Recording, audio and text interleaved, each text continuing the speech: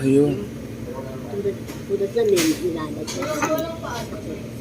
Kung isa nila, pamulay ka sa nag-iilan ilan. Basa. Sana matulungan natin si Lola Luisa, Senador Rapi Tulfo in action. So sana po matulungan si Lola. May special child po siyang anak. Siya lang po yung buhay. Lagi po silang sa labas, sa lansang, ginagabi para po wala naman po ang kakayahan na tumulong sa kanya, pero sana po matulungan natin si Lola.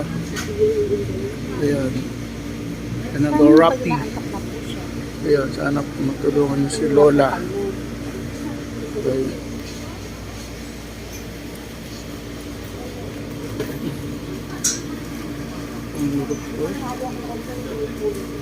Bigyan po ko yun.